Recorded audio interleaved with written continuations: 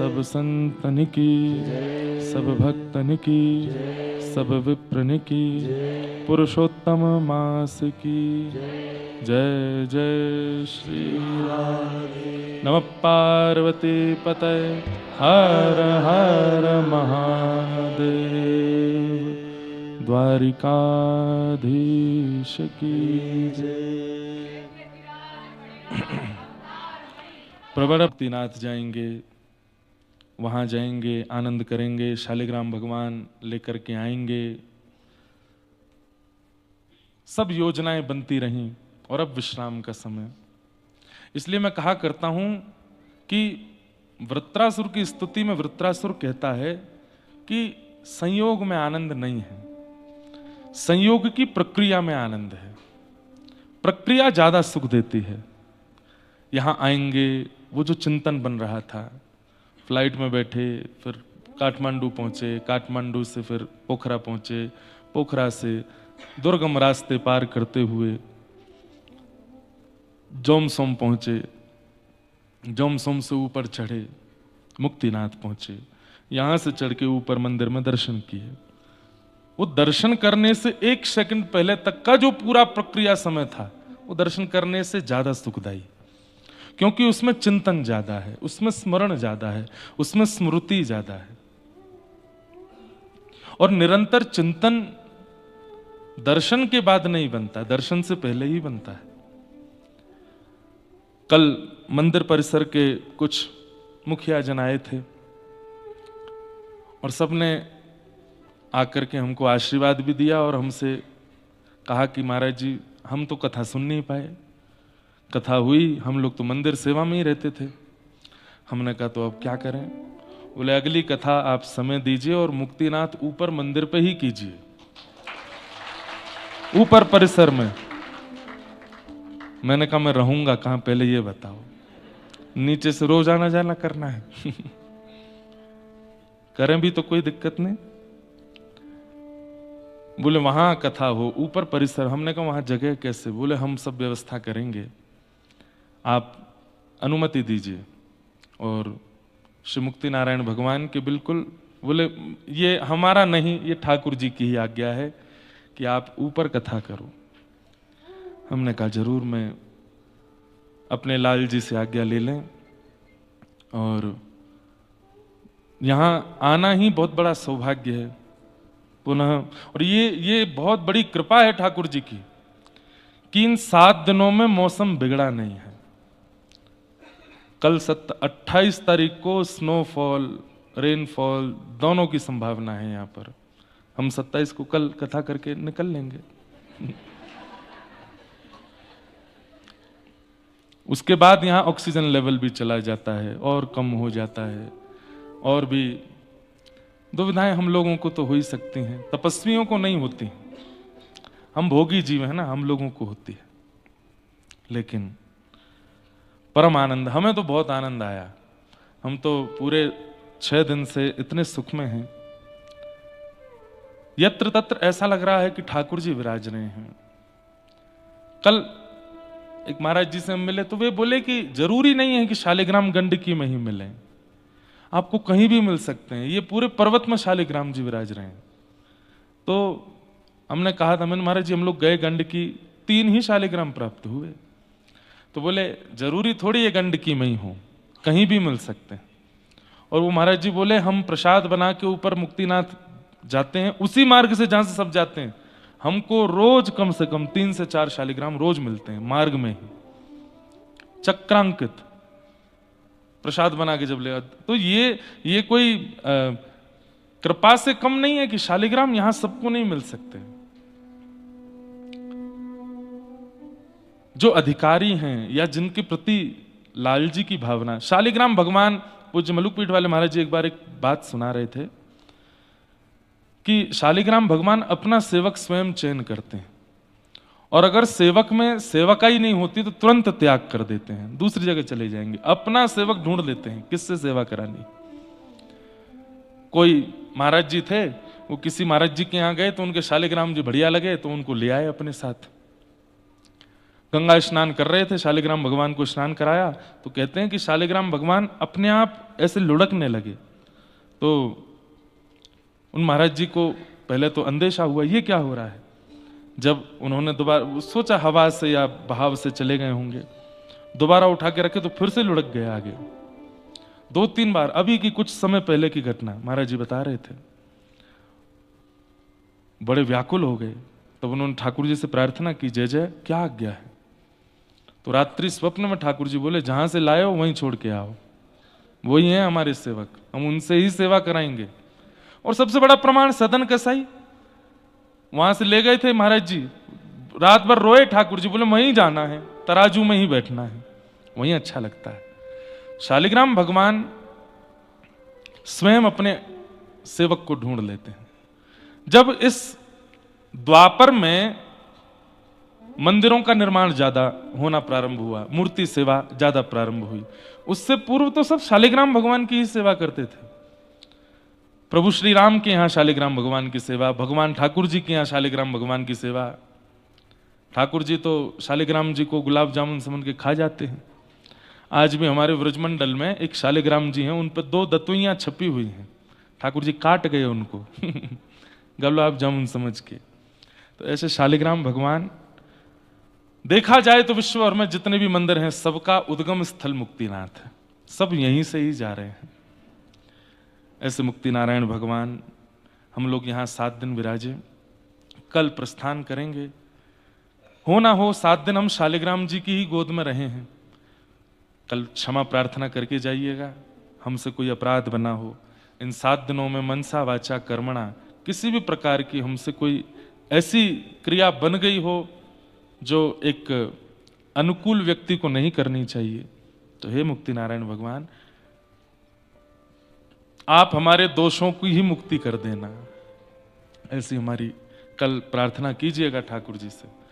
फिर कब आएंगे भगवान जाने, लेकिन ये कथा खूब आनंद से संपन्न हुई। बद्रीनाथ भगवान को बहुत बहुत धन्यवाद कहेंगे, उन्हीं ने ही ये संकल्प पूर्ण कराया। वहीं कथा चल रही थी मेरी, और तब हमारे यजमान परिवार, इनका भाव था कि बद्रीनाथ में कथा हो। मैंने कहा नहीं, मुक्तिनाथ में करेंगे। तो बद्रीनाथ में गंगा जी के तट पर किया गया संकल्प गंडकी नदी के तट पर मुक्तिनाथ में पूर्ण हुआ। अच्छा, संकल्प हुआ गंगा जी के तट पर, कथा हुई गंडकी के तट पर, और जो कथा की यजमान है उनका नाम क्या है? शिप्रा जी इनका नाम भी शिप्रा है और उनका नाम भी शिप्रा है हम तो, हमारी माता जी नर्मदा और गृहिणी शिप्रा, बीच में आ गए कौन? ओमकारेश्वर और महाकालेश्वर शिप्रा जी के तट पर महाकालेश्वर हैं, नर्मदा जी के तट पर ओमकारेश्वर है। दोनों नदियों के बीच में हम विराजने मैया और गृहिणी, नर्मदा और शिप्रा। तो आपका नाम भी शिप्रा है। तो ये सब योजनाएं बनी और यहाँ आने का अवसर मिला। हम तो यही सोच रहे हैं जाएं कैसे यहाँ से, लेकिन हम जा भी कहाँ रहे हैं पता है? बद्रीनाथ। यहाँ से सीधे बद्रीनाथ जा रहे हैं। बद्री विशाल भगवान को प्रणाम करेंगे और फिर 31 से है कि 1 से 31 मई से व्रजमंडल की सीमा पर विराजमान पहली बार हम कथा करने जा रहे हैं आगरा में। आगरा में कथा होगी और वहाँ के सब भक्तजन, वैष्णवजन खूब आनंद से कथा श्रवण करेंगे। वहाँ कथा 6 तारीख को पूर्ण करेंगे और फिर 7 से लेकर के 13 तारीख तक श्रीधाम वृंदावन में कथा है। सुबह के सत्र में कथा है 10 बजे से लेकर के 1 बजे तक कथा का सत्र वृंदावन में, और संध्या के सत्र में प्यारे गिरधर लाल जी के अधिक मास के मनोरथ हैं, जिसमें एक दिन ठाकुर जी का जल विहार है, एक दिन ठाकुर जी का नौका विहार है, एक दिन ठाकुर जी का पुष्प विहार है, एक दिन ठाकुर जी की चंदन यात्रा है, एक दिन ठाकुर जी का होली महोत्सव है। सब अधिक मास में सारे उत्सव होते हैं ना ठाकुर जी के। एक दिन ठाकुर जी का हिंडोला है। इस प्रकार 7 दिन के 7 उत्सव वृंदावन में निश्चित हैं। तो जो भी वैष्णव आना चाहें जरूर वृंदावन पहुंचिए। सुबह कथा सुनिएगा और शाम को लाल जी के दिव्य मनोरथ वहां होंगे। आज कुछ प्रश्न आए हैं, प्रश्न रोज ही आ रहे हैं लेकिन हम भूल जाते हैं उत्तर देना, तो आज कुछ प्रश्नों के उत्तर हम दे देते हैं।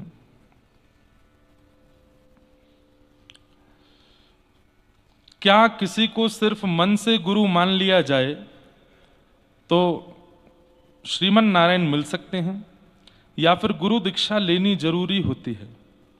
अगर नियम का पालन कोई ना कर पाए, इसलिए ऐसा प्रश्न पूछा है। अब देखिए, बात ऐसी है कि मन से आप किसी को प्रेम करते हो, लेकिन कभी उस व्यक्ति का समकक्ष जाकर के बता नहीं पाए, या उससे विवाह नहीं किया, या उसको जीवन संग नहीं दिया, तो मन का प्रेम शुद्ध तो माना जाएगा, लेकिन प्रमाणिकता के रूप में तो तभी माना जाएगा जब विवाह हो। ठीक वैसे ही मन से गुरु मानना अति उत्तम है, गुरु की बातों का पालन करना अति उत्तम है, लेकिन प्रमाणिकता तो दीक्षा से ही होगी, इसलिए दीक्षा लेनी अनिवार्य है। इसलिए जितने भी हमारे रसिक जन हुए सब ने दीक्षा ली है, चाहे जिस परंपरा में ली हो। रही बात आप कह रहे हैं कि नियम पालन कोई ना कर पाए, तो नियम पालन करने की क्षमता आपकी है भी नहीं, गुरु ही क्षमता प्रदान करते हैं। जब हम गुरु सन्निधि ले लेते हैं तो गुरु ही क्षमता प्रदान करते हैं। जब जब आप सुबह उठेंगे सबसे पहले गुरुदेव का याद आएगी, और याद आती फिर होता है कि नियम करना है, नियम करना है, तो इसलिए उससे नियम बनता है। लेकिन पूर्ण तरह आप मुक्त हैं, कोई बहुत जबरदस्ती नहीं, आप मन से गुरु मानिए। लेकिन वही बात है, प्रमाणिकता तो दीक्षा लेने से ही आएगी। कैसे बताओगे यमदूतों को, विष्णु दूतों को, या किसी को भी कि आप शंख चक्र अंकित हैं, या आप तुलसी कंठी धारण कर चुके हैं, या तिलक धारण करने की आज्ञा है? अब बात ऐसी है, विवाह से पूर्व कोई सिंदूर लगाए घूमे, कौन कहलाए पागल? ब्याह हुआ नहीं, सिंदूर लगाए घूम रहे। ब्याह से पहले कोई मंगलसूत्र पहने घूमे तो उसके प्रति यही आएगा ना, थोड़ा डॉक्टर को इलाज करवाओ। ऐसे ही ब्याह से पहले कोई तिलक लगाए घूमे, मतलब दीक्षा से पहले, तो ठीक है, सब कहेंगे मन चला है, कोई प्रमाणिकता नहीं है। प्रमाण तो गुरु देते हैं, वो अपने हाथ से प्रथम तिलक करते हैं, उसके बाद ही अधिकार मिलता है तिलक लगाने का, इसलिए दीक्षा आवश्यक है। गुरु सानिध्य कैसे प्राप्त हो? गुरु का वात्सल्य, प्रेम, करुणा, कृपा कैसे प्राप्त हो? ये दास बरसाने वाले बाबा प्यारी के शरणागत हैं, बाबा श्री जी का वात्सल्य प्रेम कैसे मिलेगा? गुरु के वचन अटल कर मानो, गुरु की वाणी को बस मान लीजिए और उस पर लग जाइए, उनके अनुकूल व्यवहार करने लगो। बाबा महाराज को नाम प्रिय है, बाबा महाराज को धाम प्रिय है, बाबा महाराज को लीला प्रिय है, तो उन लीला धाम नाम में इतने निपुण हो जाओ कि जब बाबा महाराज के सामने जाओ प्रसन्न हो जाएं, देख के आनंदित हो जाएं। तो गुरु के अनुकूल व्यवहार को जीवन में लाना प्रारंभ कर दो, गुरु प्रसन्न हो जाएंगे। किन्हीं का भाव है कि क्या लड्डू गोपाल को साथ में सुलाना चाहिए और गुरु आज्ञा बिना तिलक करना चाहिए क्या? नहीं, ठाकुर जी को एकांत में उनके निज निवास में ही सुलाओ, क्योंकि रात में लाल जी बिहार करने जाते हैं, रास करने जाते हैं। आपके बगल में सोएंगे तो संकोच में रहेंगे। दूसरी बात, रात्रि शयन के समय हम अपवित्र अवस्था में होते हैं, ठाकुर जी के प्रति या तो उस स्थिति में पहुंच जाएं जहां मीरा कर्मा और कर्मेती जैसी है, लेकिन हमारी वैसी स्थिति नहीं है, तो ठाकुर जी का निज निवास में ही शयन होना चाहिए। आगे आदि सब प्रश्न हैं। हमारे परिवार में पहले लहसुन प्याज खाते थे, आपका प्रवचन सुनने के बाद हमने लहसुन प्याज छोड़ दिया है। अब समस्या में आ रही है कि कहीं रिश्तेदारी में जाते हैं, वहाँ शादी ब्याह में वहाँ लहसुन प्याज का खाना होता है, क्या करें? भैया देखो, बड़ी सीधी बात है, किसी को बैगन नहीं प्रिय तो वो खाएगा ही नहीं, किसी को आलू नहीं प्रिय तो वो छुएगा ही नहीं। हमारे संग एक पंडित जी रहते हैं, आए नहीं आप, वो धनिया नहीं खाते, वो नमकीन से रोटी खा लेते हैं, लेकिन धनिया पड़ा है सब्जी नहीं खाएंगे। तो फिर ये लहसुन प्याज वाली चीज पर आप इतने ज्यादा कंसर्न क्यों रहते हैं कि वो पड़ा है तो खाना ही पड़ेगा? नहीं है तो अब पता चल जाए विष पड़ा है, अब क्या करें महाराज जी, खाना तो पड़ेगा, रिश्तेदारों ने बनाया है। अरे नहीं खाना है, पेट भरने के बहुत तरीके होते हैं और आदमी सब तरीके जानता है, फिर ये प्रश्न क्यों आता है? अरे जब दिख रहा है कि नहीं है व्यवस्था तो ब्रेड बटर भी खा लेते हैं लोग, जब दिख रहा है नहीं है व्यवस्था तो फल भी खा लेते हैं लोग। आवश्यकता थोड़ी है कि आप नान दाल चावल पूड़ी सब्जी खाओगे तो ही आप बाराती घराती माने जाओगे।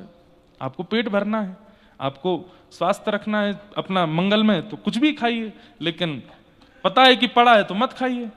जरूरी थोड़ी अब नहीं, अब तो क्या करें, जीवन निकल जाएगा, हमारे प्राण चले जाएंगे नहीं खाए तो। सबसे बड़ी बात है भैया, भुंजते ते त्वघम पापात ये पचंत्यात्म कारणम। भगवान कहते हैं मुझे बिना भोग लगाए यदि कुछ भी आप पा रहे हो तो आप अपने पाप खा रहे हो। और जो वस्तु ठाकुर जी को भोग नहीं लग सकती उसको हम कैसे पाएं? इसलिए उसका परहेज करना चाहिए, उसका परहेज करना चाहिए। आज षष्ठम दिवस की कथा है। सुबह से मैं बहुत कुछ चिंतन करने का प्रयास कर रहा था, पर रास के अलावा कुछ भी चित्त में आ ही नहीं रहा था। रात्रि में हम बैठे थे, अश्विन जी हमारे छोटे नरसिम्हा ये भी विराज रहे थे। थोड़ी थोड़ी वहां गोपेश्वर महादेव की चर्चा चल रही थी। ऐसा होता है मेरे साथ कि मुझे अगर एक विषय में छेड़ दिया जाए तो वो विषय मेरे चित्त से फिर जाता नहीं। और कल मानसरोवर की इतनी योजनाएं बन गई हैं चित्त में कि मन तो हो रहा है कि अगले महीने ही कथा कराऊं क्या। लंदन से कोई फोन आया, बोले पूरी कथा की सारी व्यवस्था हम करने को तैयार हैं, आप तो बस आज्ञा दो। काठमांडू से किसी का फोन आया, बोले हम यहां से सब व्यवस्था रखे हैं, ये है वो, आप तुम्हारा जी आज्ञा करो। मेरा मूड सटक गया तो मैं अगले महीने भी कराऊंगा। विदेश की यात्रा है 3 जुलाई से, ज्यादा से ज्यादा 1 हफ्ता 10 दिन कम कर देंगे और क्या। हम अपने भाव में स्वतंत्र हैं। लेकिन कल आप पूछ रहे थे गोपेश्वर महादेव की इतनी बातें, तो रात भर वही दिखते रहे, रात भर वही गोपी भाव में श्री महादेव का दर्शन होते रहा। कैसी रूप होगी, कैसी झांकी होगी, कैसा स्वरूप होगा कि भगवान पिता रात्रि शरद। आज से रास पंचाध्याय शुरू करते हैं, चलो। कि भगवान पिता रात्रि शरदोत्फुल्ल मल्लिका विक्षरन्तुम मनश्चक्रे योगमायामुपाश्रिता।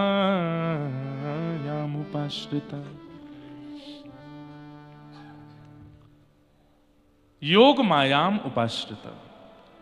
रास की कथा प्रारंभ करने से पूर्व श्री शुकाचार्य जी कहते हैं भगवान। किसी भी लीला में भगवान शब्द का प्रयोग नहीं है, रास में भगवान शब्द का प्रयोग है। क्यों? कि भाई आगे की लीला में कहीं तुम संशय मत करना। आगे की लीला में तुमको परमात्मा इतने सहज दिखने वाले हैं, कहीं तुम्हारे चित्त में विकार ना आ जाए कि ये कोई मानव तो नहीं। भगवान, भगवान शब्द का प्रयोग करके यह स्पष्ट कर दिया गया है, भगवान शब्द का प्रयोग करके स्पष्ट कर दिया गया है कि क्रिया करने वाला व्यक्ति बहुत बुद्धिमान है, इसलिए उनकी क्रिया पर संशय मत करना। समझ में आई बात?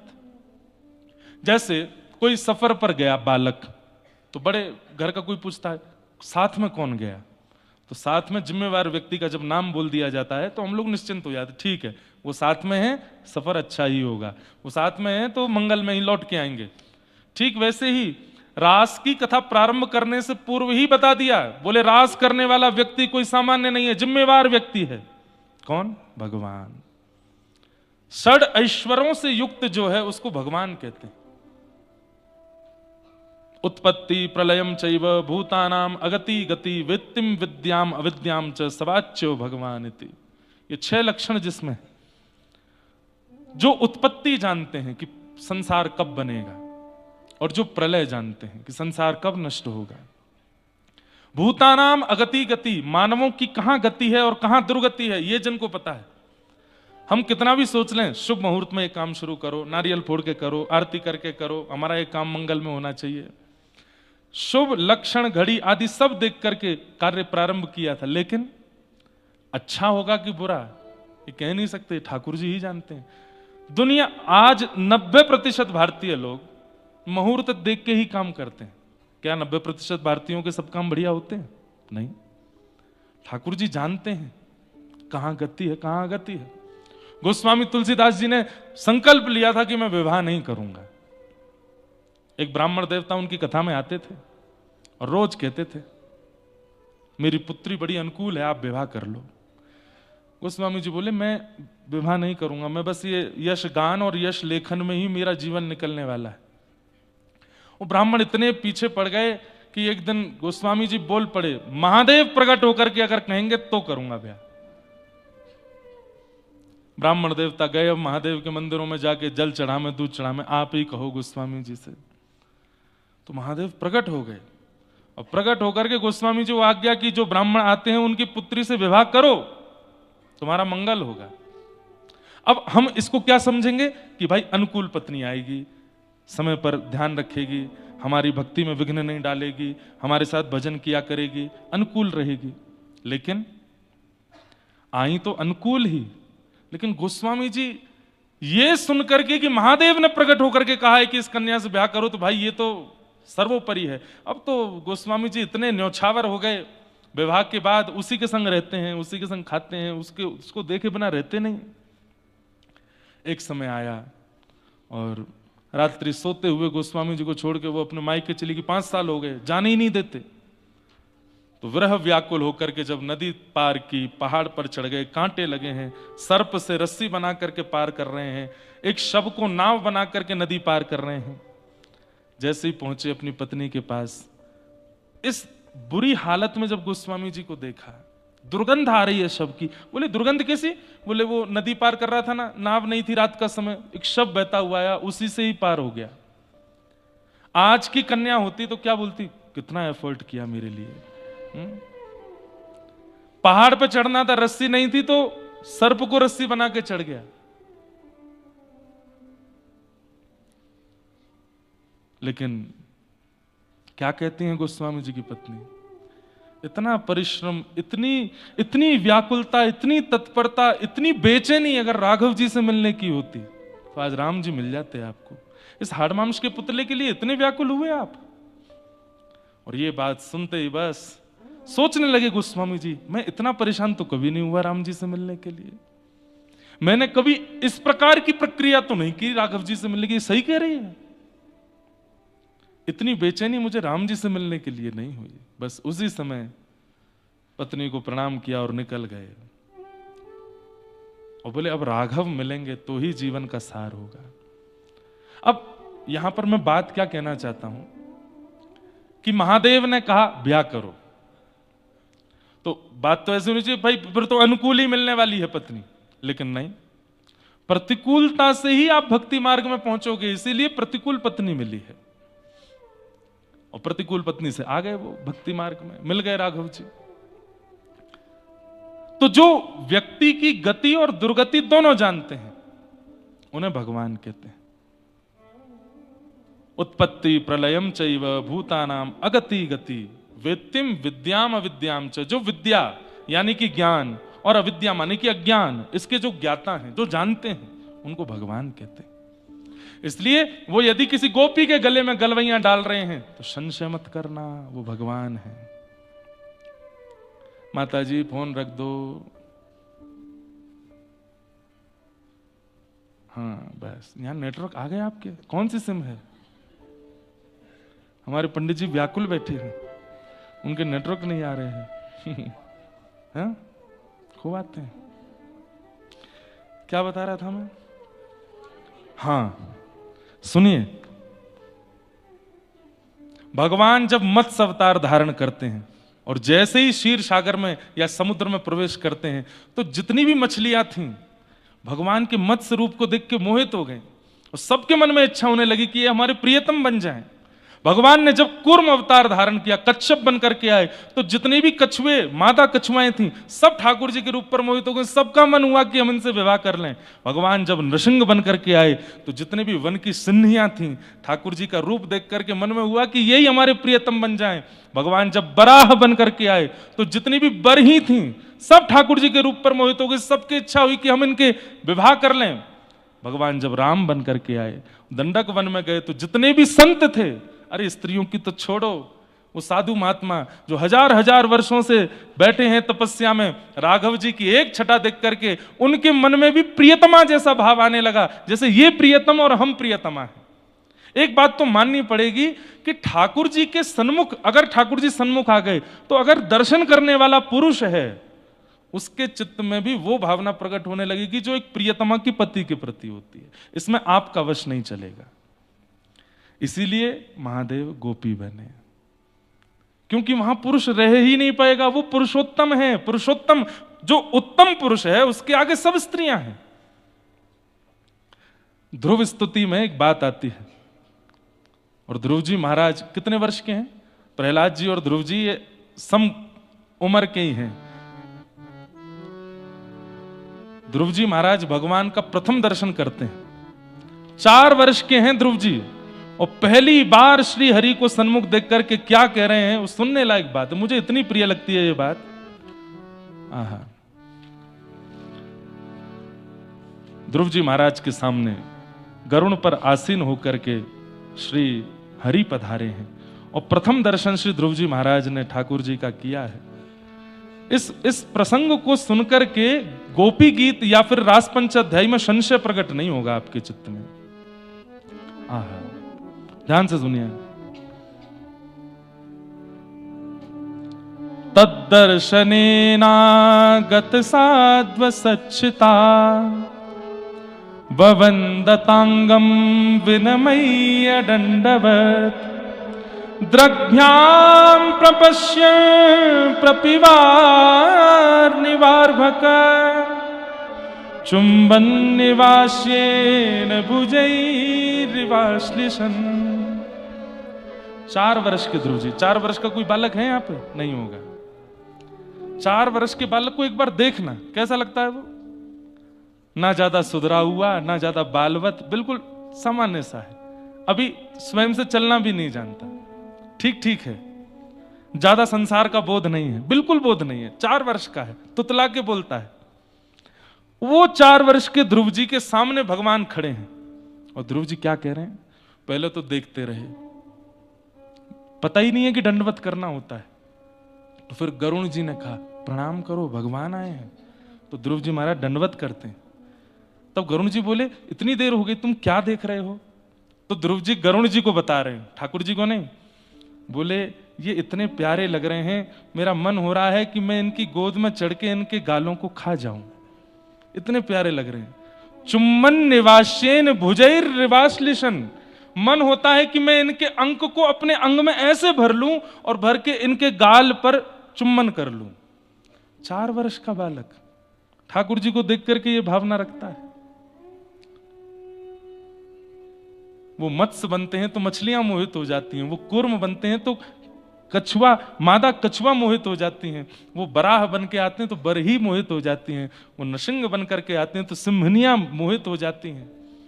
जब वे राम बन करके आते हैं तो दंडक वन में हजारों वर्षों से तपस्या में बैठे हुए, कंचन कामनी से कोसों दूर, वे सब संत जन भी राघव जी की छटा को देख करके उनके प्रति प्रियतम का भाव रखने लगते हैं। सारे अवतारों में ठाकुर जी ने सबको देखा और सबको वरदान देते गए, द्वापर की प्रतीक्षा करो, द्वापर की प्रतीक्षा करो, द्वापर की प्रतीक्षा करो। आज समुद्र की वे असंख्य मछलियां जिन्होंने मत्स्य दर्शन किया वो गोपी बन के आई हैं। आज वे समस्त कच्छप दर्शन करने वाली मादा कछुआ सब गोपी बन के आई हैं। वे दंडक वन के सभी संत जो राघव जी को प्रियतम मान रहे हैं वे सब गोपी बन के आए हैं। अरे कहां तक कहें, वेद तो शब्द है, वेद के तो अंग नहीं होते, वेद का तो रूप नहीं होता, वेद तो केवल शब्द बनकर के प्रकाश आकाश में भ्रमण करता रहता है। वो वेद तक ठाकुर जी के रूप पर मोहित हो जाता है। आज वो वेद की ऋचाएं भी गोपी बन करके आई हैं। तो श्रुति रूपा, स्मृति रूपा, भगवत रूपा, साधन सिद्धा सब गोपियां हैं व्रज की। आप उन पर संशय नहीं कर सकते। ये एक जन्मों की प्राप्ति नहीं है रास में, ये अनेक जन्मों की प्रतीक्षा है कि आज ठाकुर जी मिले हैं। भगवत दर्शन का फल क्या है? मुक्ति। वो सारी मछलियां मुक्त होकर गोपी बन के आई हैं, सारी कच्छपियां मुक्त होकर के गोपी बन के आई हैं, नृसिंह दर्शन करके सिंहनियां आज गोपी बन के आई हैं। और मैं अगर ये बात कह रहा हूं कि कच्छप रूप पर केवल कच्छपियां ही मोहित हो रही हैं तो भी मैं गलत हूं। जलचर जितने जीव हैं सब मोहित हो रहे हैं ठाकुर जी पर। इतने सुंदर हैं हमारे श्याम सुंदर। कहते कहते कभी कभी मन भर आता है, कितने सुंदर होंगे वे जो सब मोहित हो जाते हैं उन पे। आज वे सब गोपियां बन करके आई हैं और उन सबको ठाकुर जी ने आज्ञा दी थी कि मैं मिलूंगा। कब मिलोगे? बोले शरद पूर्णिमा की रात्रि को। शरद की रात्रि को? अच्छा। अब यहां एक बड़ी गुप्त कथा है, सुनो।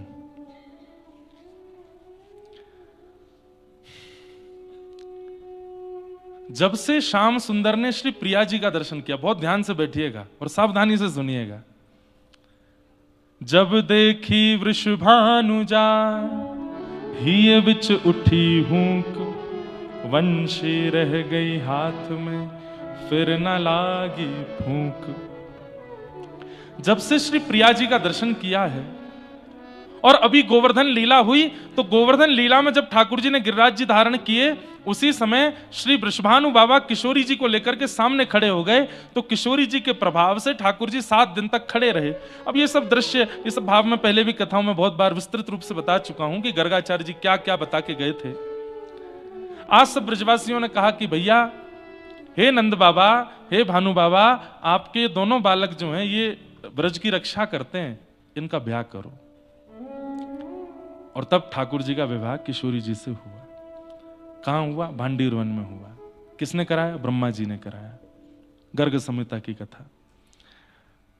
तो एक नियम होता है कि ब्याह के बाद कुछ दिन घर में रहने के बाद फिर बहू महीना 1.5 महीना के लिए अपने पियर जाती है। तो किशोरी जी गई हैं बरसाने और श्री ठाकुर जी की ये स्थिति है, इतने छटपटाते रहते हैं, मन ही नहीं लग रहा है बिना श्री जी को देखे। मधुमंगल तन सुखा मन सुखा धन सुखा। बोले लाला सही कह मैं? सब लोग बोले का? बोले ब्याह के बाद सब बदल जाए, तू बदल को। बोले क्यों? इतनो आनंद करवे वारो, इतनो मचलवे वारो, ऐसे उछल उछल के खेलवे वारो, पूरे दिन गुम सुम सो बैठो रे, का है गो? अरे ना है कछु ना है। बोले ना बता ना लाला। बोले श्री जी के दर्शन की इच्छा है रही है, मैं कहा करूं? ये तो ब्याह है कि भी वियोग खत्म नहीं है रो है। 1.5 महीना को काय को चली गई है अपने बरसाने। तो राधा जू के रिझवन कारण नाना रूप धरावे, कान्हा मोर बन आवे, कान्हा लिलिहारी बन आवे, कान्हा जोगी बन आवे, कान्हा सखी बन आवे। रूप बदलते हैं ठाकुर जी श्री जी से मिलने के लिए। तो सबरे ग्वाल बाल बोले लाला तू को दर्शन करने? बोले हाँ। तो हम ते बता दे कर, सब करवे को तैयार है। बोले कहा करोगे? बोले तो को सखी रूप बना के ले चलें बरसाने, तेरो ऐसा श्रृंगार करेंगे कोई नहीं पहचाने को। वैसे तो लाला तेरो अब अधिकार है, तेरो ब्याह है गयो है, तू तो वैसे भी अपने प्रकट रूप में जा सके। ठाकुर जी बोले ना मुझे कुछ शर्म आवे, ऐसे जाऊंगा फिर मैं बात बने, और फिर बात बनती बनती नंदगाम यशोदा मैया को पता चलेगी तो वो अलग कहेंगी, अच्छा मैं मिल के आयो बहुते, नेक ना रुको जा रहो तो पे घर पे। तो ठाकुर जी ग्वाल वालों से बोले कछु करो। बोले लाला तू कुछ सखी बना दे। नेक देर लगे, ठाकुर जी के केश खोल दिए। बंधुओं इतने लंबे केश हैं भगवान के, क्योंकि मुंडन नहीं हुआ जन्म के बाद, मुंडन नहीं हुआ ठाकुर जी का। तो नाथद्वारा में आज भी नियम है कि दान लीला के जब दर्शन होते हैं तो ठाकुर जी की बेणी नहीं आती। नहीं तो अब यहां तो नहीं दिखेंगे, हमारे लाल जी ऐसे बेणी धारण करते हैं, चोटी धारण करते हैं, पैर से नीचे तक चोटी है ठाकुर जी की। दान लीला का जब दर्शन होता है नाथ द्वार में तो ठाकुर जी की चोटी कमर से बांध दी जाती है। क्यों? क्योंकि मक्खन चुरा के भागेंगे, तो भागते हैं वाके 10 सेकंड बाद चोटी उठती है ठाकुर जी की, इतनी लंबी है। तो उसको ठाकुर जी कमर पे बांध के चलते, कहीं गोपी पकड़ नहीं ले, पीछे से चोटी पकड़ ले, भाग कहां भागेगो। ठाकुर जी के केश खोल दिए, बीच की मांग निकारी है, आहा सिंदूर पधरायो है, ऊपर से वो क्या पहनते हैं सिर पे, क्या बोलते हैं उसको, हाँ जो भी बोले वो धारण किया, कानों में कुंडल पहने हैं, आंखन में काजल लंबो लंबो लगायो है, मुख पर सुंदर लालिमा लगाई है, नाक में नथ बेसर पहनी है, गले में हार पहने हैं, हाथ में चूड़ी पहनी है, लहंगा पहनी, चुनरी पहनी, सब बिल्कुल सुंदर श्रृंगार कर लियो। ग्वाल बाल बोले लाला तू छोरी हो तो ना हम तोते ही ब्याह कर लेते। कृष्ण लला तुम होते लली तो गरे कट जाते करोड़न के। लेकिन लाला तेरो श्याम वर्ण कैसे ढके? ठाकुर जी बोले कछु तो करो। लगे सबरे ग्वाल बाल चंदन घिसवे। महाराज खूब सारो चंदन घिसो और चंदन घिस करके केसर युक्त चंदन ठाकुर जी के श्री अंग पे लगायो। पीरो चंदन श्याम ठाकुर जी को अंग। तो चंदन सूखने के बाद ठाकुर जी के अंग पे गोरो गोरो सो नेक अंग प्रकट होने लगा। कहीं कहीं सांवले हैं, कहीं कहीं गोरे, लेकिन इतने सुंदर लग रहे हैं, इतने मधुर लग रहे हैं। पालकी में बैठा करके ले जा रहे हैं सबरे ग्वाल बाल ठाकुर जी को श्री जी से मिलाने के लिए। और नव दुल्हन की भांति बैठे हैं ठाकुर जी और बैठ करके जा रहे हैं। जैसे ही बरसाने पहुंचे, अपने घूंघट में से जैसे ही अटारी देखी है श्री जी के भवन की, ठाकुर जी भाव विह्वल हो गए। किशोरी जी के दर्शन नहीं हुए, इतने दिन हो गए, व्याकुल हो रहे हैं, इतने भाव विह्वल हो गए कि यहां श्री जी विराज रही है, कितना भाग्यशाली ये भवन है, यहां में मेरी श्री जी रह में। जैसे ही भाव विह्वल हुए तो नेत्रों से अश्रु गिरने लगे। अश्रु पहुंचवे के चक्कर में यहां तो चंदन छूट गो, यहां तो चंदन छूट गो। मधुमंगल आदि ने जैसे देखे तो ठाकुर जी फिर से श्याम वर्ण के गए। अरे लाला रो काई को रोए, ऐसे रो रो जैसे नई बहू विदाई हरी हो, काई को रो रहे? अरे ना बरसाने आए गए ना, या बरसाने के कण कण में श्री जी के चरणारविंद अंकित हैं, तो वो सोच करके मुंह को विरह है गो। अब कहा करूं, सबरी गोपी तो पहचान जाएंगी। वो लाला तू ऊंचो घूंघट कर ले। सो ठाकुर जी ने ऊंचो घूंघट कर लियो, हाथों पे तो अब भी चंदन है। सब सखियां बोली अरे कौन सी बहू है लेके आ रहे हो? बोले नंद बाबा ने भेजी है। बोले नंद बाबा ने? कहां से आई? बोले ऊंचे गांव के बड़े गोप हैं, उनकी बहू है। हम सब ने नंद बाबा ने आज्ञा करी या को जाए के श्री जी को दर्शन करा के लाओ, तो श्री जी को दर्शन करावे लाए। अच्छा मुख तो दिखाओ या को। बोले वो पतिव्रता नारी है, पति के अलावा कोई को मुख ना दिखा, हमने ना देखो वा को मुंह, तुम्हें दिखावेगी?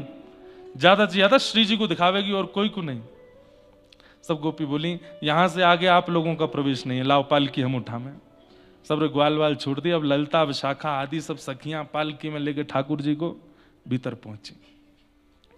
अंतःपुर में पहुंची। श्री जी बोले अरे ये तो कोई बड़ी सुंदर गोपी आई है, बड़ी सुंदर साज श्रृंगार किए, न मुख तो दिखाओ। तो ठाकुर जी अपने घूंघट पकड़ के सिर हिलामे। बोले क्यों? तो ललता विशाखा को इशारों करें, बोल भी नहीं रहे, आवाज से पहचान जाएंगी सबरी। अच्छा इन सबन को बाहर करूं, केवल मुख मुख दिखाओगी? बोले हाँ। जैसे ही सब सखियां बाहर गईं, किशोरी जी आई, आओ मेरे पास बैठो। कौन से काम से आई हो, कहा नाम है तुम्हारो? ठाकुर जी पालकी से उतर के चल रहे हैं तो श्री जी कहें आहा बड़ी मस्तानी चाल है, बड़ी मधुर चाल है। चाल देख करके, ढाल देख करके श्री जी मोहित होती जा रही है। अभी मुख नहीं देखा है। जिस भांति से चुनरी पकड़ी है घूंघट की, तो जो हाथों की आकृति है वो भी इतनी सुंदर है, सब कुछ इतना मधुर है। श्री जी के चित्त से कभी श्याम सुंदर विलग नहीं होते, लेकिन आज एक ऐसी सखी आई है कि जिसने श्याम सुंदर के चित्र को चित्त से अलग कर दिया है। श्री जी अब और व्याकुल हो रही हैं देखने को, है कौन ये जो श्याम सुंदर भुला रही है मेरे चित्त से? और जैसे ही घूंघट ऊपर कियो है, किशोरी जी को एक बार को तो ऐसी सुंदरता कि मूर्छा जैसी आने लगी। और जैसे तैसे जब होश में आई, गाढ़ आलिंगन किया ठाकुर जी का। श्याम सुंदर आप आए हैं। ठाकुर जी के नेत्र पुनः सजल हो गए।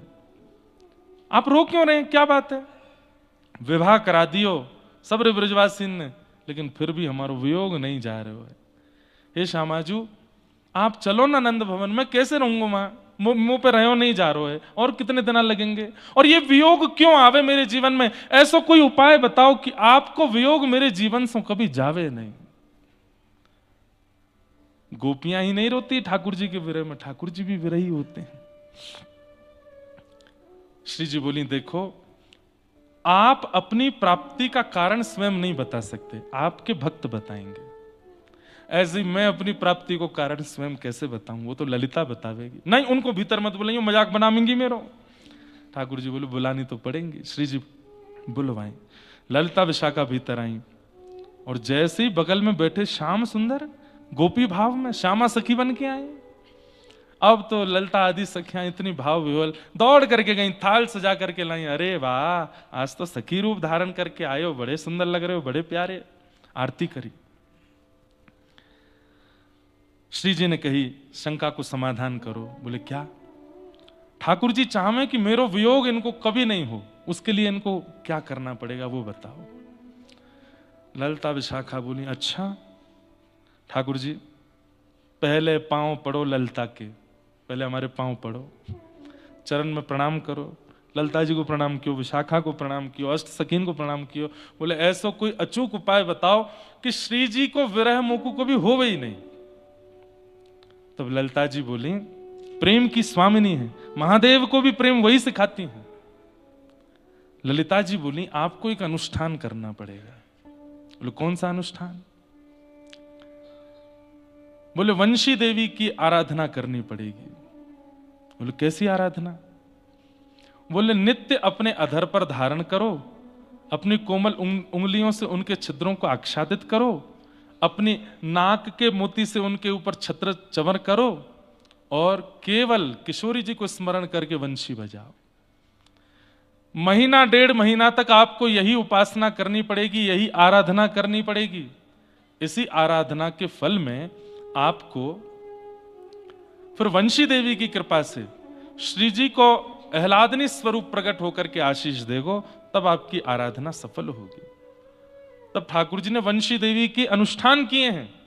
एकांत में बैठ करके केवल और केवल वंशी पर राधा नाम ही गाते हैं ठाकुर जी, दिन रात केवल राधा राधा राधा राधा, और उसी भाव से वंशी बजाते हैं। ना गैयाओं के लिए आज वंशी बजी है, ना गोपियों के लिए, ना ग्वाल बालों के लिए, ना यशोदा मैया नंद, आप किसी के लिए वंशी नहीं बजाते हैं। वंशी केवल किशोरी जी, अनुष्ठान चल रहा है ठाकुर जी का।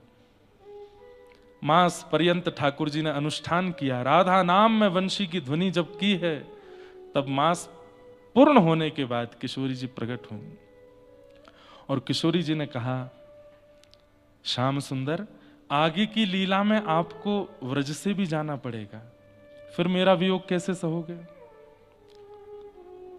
तब ठाकुर जी भाव विह्वल होकर के चरणों में गिर गए। हे श्यामाजू, आप मेरी आह्लादनी शक्ति हैं, आप चाहें तो मेरे जैसे अनेक निर्माण करके आगे की लीला में भेज सकती हैं। ऐसा कुछ कीजिए ना कि आगे की लीला कोई और करे और मैं सदा आपके पास ही रहूं। किशोरी जी बोली वो तो संभव होगा, आपका प्रभाव स्वरूप और स्वभाव स्वरूप दो प्रकट होंगे। स्वभाव रूप से आप सदा यही निवास करोगे, प्रभाव रूप से मथुरा द्वारिका की लीला करोगे, लेकिन वह प्रभाव स्वरूप भी मेरे विरह में बहुत व्याकुल हो जाएगा। तब क्या करेंगे? तो बोले एक ऐसी स्मृति हम प्रकट कर देते हैं जो स्मृति आपके चित्त का कभी त्याग नहीं करेगी, और उस स्मृति से मेरा वियोग सदा आपको आनंदित करता रहेगा। और वो स्मृति क्या होगी? बोले महारास, हम आपके साथ महारास करेंगे, और महारास के भाव से आपके चित्त में एक ऐसी स्मृति प्रगाढ़ हो जाएगी, जब जब नेत्र बंद करेंगे तब तब वह महारास की झांकी दिखा करेगी। तो व्रज से आगे की लीला में भी जब आप जाएंगे, वो महारास आपके चित्त में रहेगा और आप आगे की लीला भी कर पाएंगे, और मेरे स्मरण में वियोग में जब जब याद आएगी तो उस महारास का चिंतन करके शांत भी हो जाएंगे। कब करेंगे ये रास? बोले शरद पूर्णिमा पर।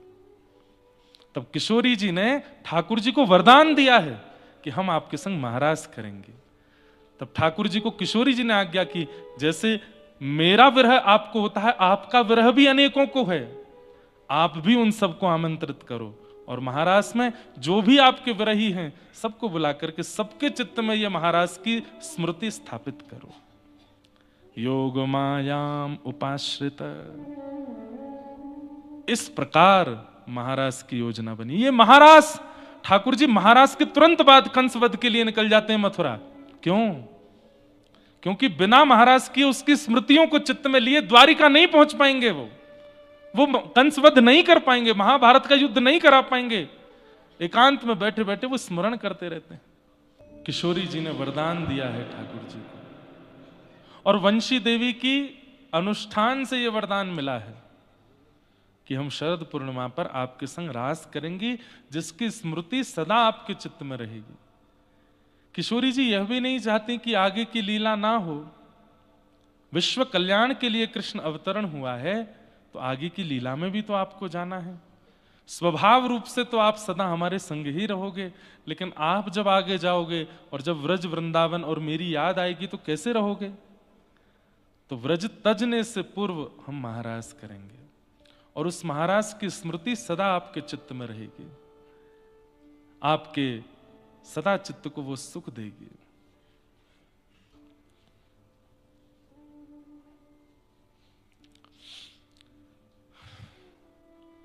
इसलिए महाराज हुआ। ठाकुर जी ने भी विचार किया कि जब मेरी स्थिति किशोरी जी के बगैर ऐसी हो जाएगी, तो मेरे बगैर गोपियों की, ब्रजवासियों की स्थिति कैसी होगी। इसलिए कृष्ण प्रेम में जिनके प्राण बसे हैं, उन सब गोपियों का चीरहरण किया ठाकुर जी ने। बंधुओं, भागवत को समझने के लिए बहुत समय देना पड़ेगा। कृष्ण लीला को समझने के लिए एक आध साल, 2 साल, 10 साल का क्रम नहीं है। रसिक जनों के संतों में बैठ बैठ करके घिसना पड़ेगा स्वयं को। रसिक जनों की झूठन खा खा करके, उनके प्रवचनामृत को सुन सुन करके, व्रज की बीथी गलियों में घूम घूम करके, तब जाकर के कृष्ण लीला थोड़ी समझ में आनी प्रारंभ होगी। सब गोपियां जाती हैं, कात्यायनी पूजन करती हैं और श्री ठाकुर जी को पति रूप में मांगती हैं। एक दिन ठाकुर जी ने गए और सब गोपियों का चीरहरण किया।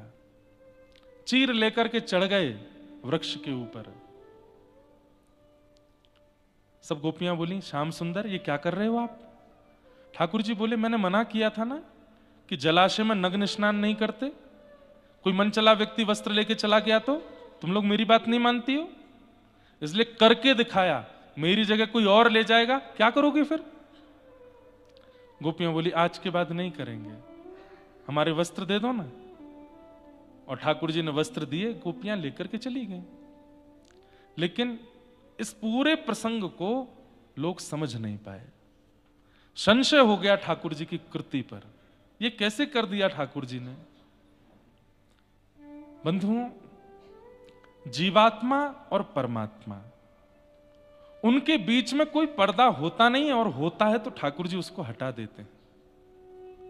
चाहे वो माया का पर्दा आवे, विषय का पर्दा आवे, वासना का पर्दा आवे, जो भी ठाकुर जी और जीवात्मा के बीच में आता है, ठाकुर जी को यदि वो जीवात्मा प्रिय लग गया तो बीच में जो बाधा होगी वो हटेगी। मूल कारण ये है, ठाकुर जी से कुछ छुपा है? सब कुछ ठाकुर जी। और कहीं आप कृष्ण को यदि एक बालक मानते हो, मानव मानते हो, तो जब ठाकुर जी ने चीरहरण किया, 6 वर्ष के थे। 6 वर्ष के बालक को स्त्री पुरुष का भेद नहीं पता होता, वो अपनी मां के आगे भी निर्वस्त्र घूम लेता है। संशय करने पर 4 प्रकार के स्वभाव होते हैं। आपका कौन सा है ढूंढ लेना एक बार। मानवों में 4 प्रकार के स्वभाव होते हैं। पहला स्वभाव विरोधी स्वभाव। कौन सा स्वभाव? चाहे जो हो जाए, हमको क्या करना है? विरोध। ऐसे लोग, पता नहीं आप लोग ऐसे लोगों के चक्कर में पड़ते हो कि नहीं। हमारे तो पाले पड़ते हैं ऐसों के। कुछ भी कर लो, क्या है? विरोध। कथा सबने सुनी होगी। महादेव जा रहे थे पार्वती जी के साथ, दोनों बैठे थे नंदी पर। लोग बाग क्या बोलने लगे? शर्म नहीं आती है, एक बेचारे जीव पर 2 भार चढ़ गए। महादेव बोले, पार्वती जी लोग बाग बात बना रहे हैं, उतर जाओ। दोनों उतर के चलने लगे। लोग बाग बोले, कैसे पागल लोग हैं, बैल बगल में है फिर भी पैदल चल रहे हैं, बैठ जाएं इस पे। पार्वती जी बोली, लोग तो अब भी बात बना रहे हैं, एक काम करो मैं बैठ जाता हूं, तुम पैदल चलो। महादेव बैठ गए, पार्वती जी पैदल चल रही हैं। 2 से भले 1 चढ़ जाए। लोग बाग बोले, देखो देखो क्या जमाना आया। पत्नी को तो बेचारी को ऐसे ही किया जाता है भारत राष्ट्र में। पति बैठ गया है, पत्नी पैदल चल रही है।